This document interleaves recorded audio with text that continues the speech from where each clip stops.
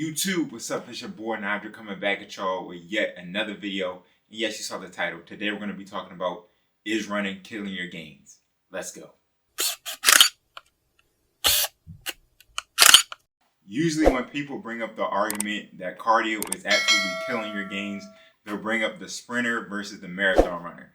They'll look at the marathon runner and they'll say, obviously cardio is absolutely killing his gains.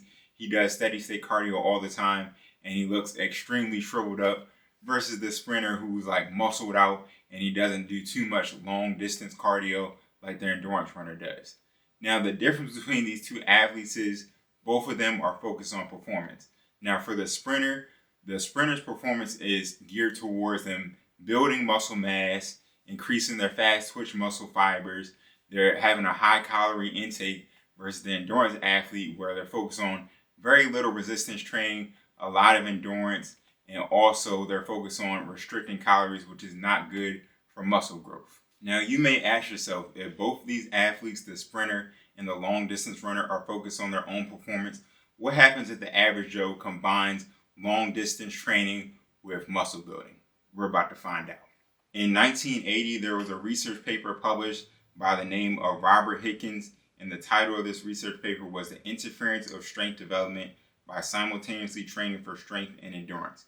Now, in this study, Hickens found that the subjects who combined resistance training and also endurance training made smaller strength gains than those who just lifted weights and did nothing else. Now, in this study, the participants, they trained quads 5 days a week. They did leg presses, squats, leg extensions for a total of 30 work sets per week. On the endurance side, it was also intense and it involved interval training on an exercise bike 3 times a week. And on the other 3 days, the subjects were told to run as fast as possible for 30 to 40 minutes. But even then, the strength and endurance group continued to see gains along with the people who just did strength alone for the first 6 to 7 weeks. After those weeks, the strength and endurance group began to see plateaus and dips in strength in weeks 9 and 10, while the group who only trained strength continued to get stronger. Through further research, it was found that cardio can compromise the quality of a lifting session, which in turn could cause a reduction in the muscle building stimulus that you usually make when you do a workout.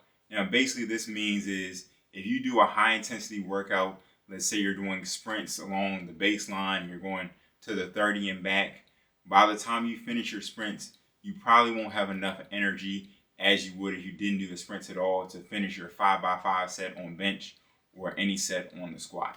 Cardio was also found to interfere with your recovery process if you integrate it in your actual workouts.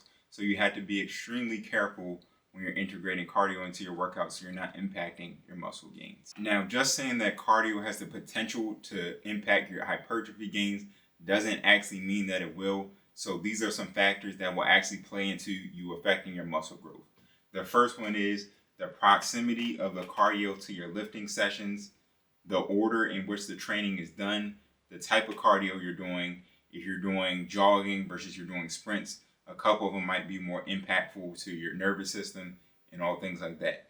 How often it's done, how hard it is, how long your cardio sessions last, and how well you recover from all these cardio sessions. And that could depend on your age, alcohol consumption, sleep, and a lot of other factors that are uncontrollable.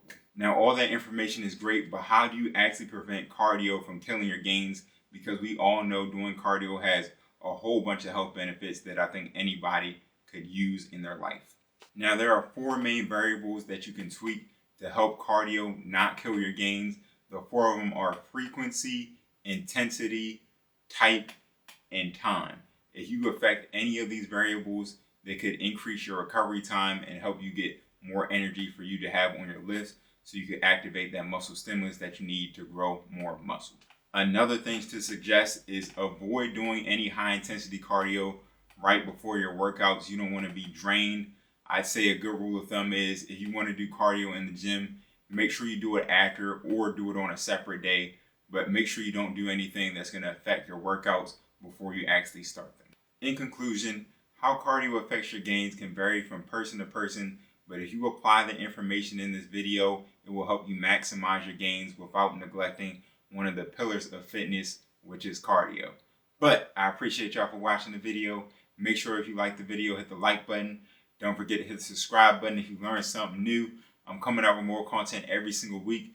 Fitness, finance, self-care. Don't forget to hit the notification bell. I appreciate y'all for watching, and I'll see you on the next one. Peace.